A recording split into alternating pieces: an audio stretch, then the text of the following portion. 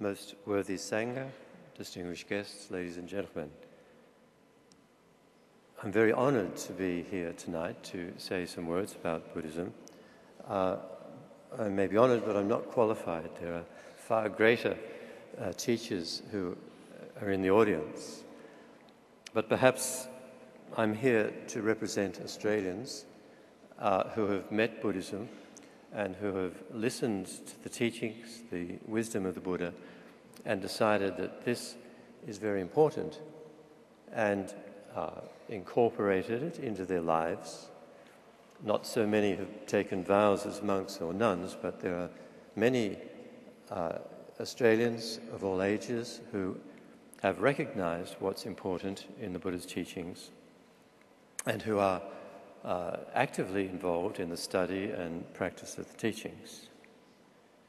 So, in terms of the 2600th anniversary of the Buddha's birth, I'm not a student of history.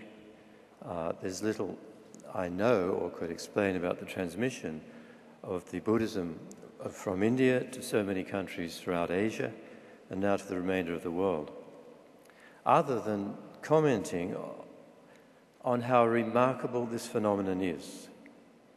To my mind, the flourishing of Buddhist philosophy, psychology, and practice within such a diversity of cultures is an indication that Buddhism must have something worthwhile and important for humankind.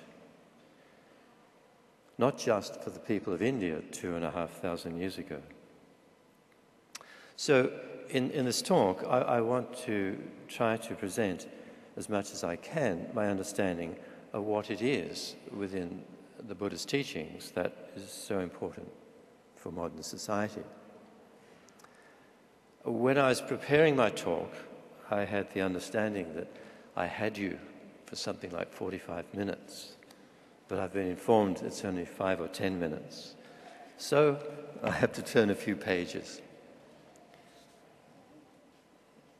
As the introduction mentioned, I trained in medicine at Melbourne University during the 1960s, the so-called mind-expanding decade. After that, I worked as a doctor in various countries, New Guinea, Australia, England, and during my work, I became more and more interested in what is the mind and what makes us tick in terms of why are so many of my patients suffering from mental problems or even their physical illnesses, why these always seem to be based upon some mental insecurity, mental inability to cope with life, so they resort to overindulgence in alcohol, tobacco, and so on. What is the mind? There was, I felt, no satisfactory explanation in the scientific presentation of psychology.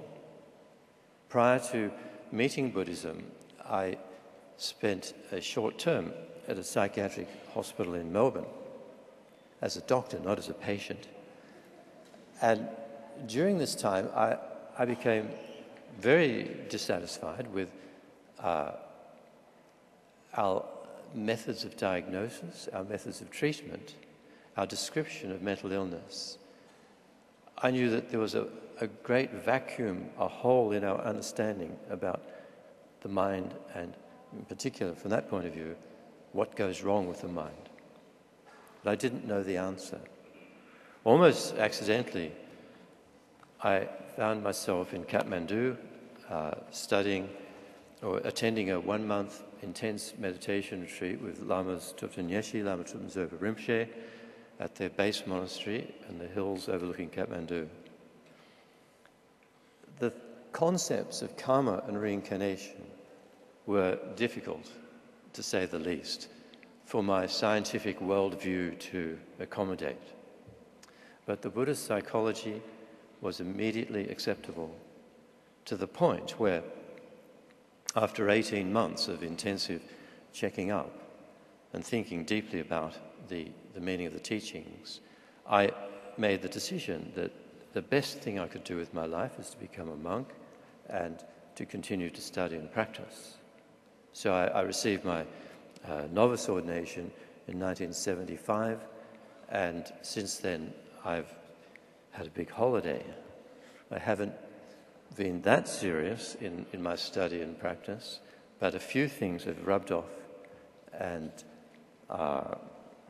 briefly tonight, very briefly now, I just want to try to get across the essential point in the Buddha's teachings. We saw in the prayer that the Buddha's the praises of the Buddha for establishing wisdom and morality. And this is what I feel we're missing in the West. I feel that the traditional ethical conduct established by Judeo-Christianity, by the law of the land, even by the impositions and the restrictions placed upon us by our peers and our parents, are insufficient to really establish in each individual's mind a sense of duty and honour and respect for each other. We're becoming far too self-centred, far too greedy. We've lost sight of what it means to be a human amongst humans. In many ways, I feel that our society is falling more and more into immorality or amorality.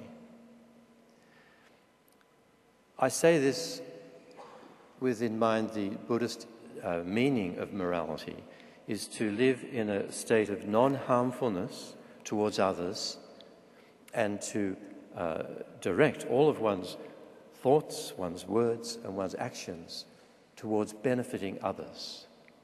So we have little reason to follow the precepts of Buddhist morality. Many of us find that the traditional codes of conduct are insufficient, and we abandon religion, we abandon trust and faith in God and in the Ten Commandments. I had no religious background whatsoever, so I haven't abandoned anything from that point of view. But I have adopted Buddhist morality. The wisdom that we praise so much is what is, I think, the essence, the doctrine of emptiness, that we do not exist in the way we think we exist, that we are born innately self-centred, and this is very manifest in a young infant's mind, where the infant believes he or she is the centre of the world and is treated as such. But it's not long before the reality of life stops feeding the infant's desires, and so we start to become manipulative. First we experiment with temper tantrums and various methods to get what we want. They don't work, so we become more skillful at manipulating our parents, those around us, to get what we want. Totally self-centred. And we grow up without any recognition that the self that we cherish so much, that we look after so much, does not exist at all in the way we think it exists.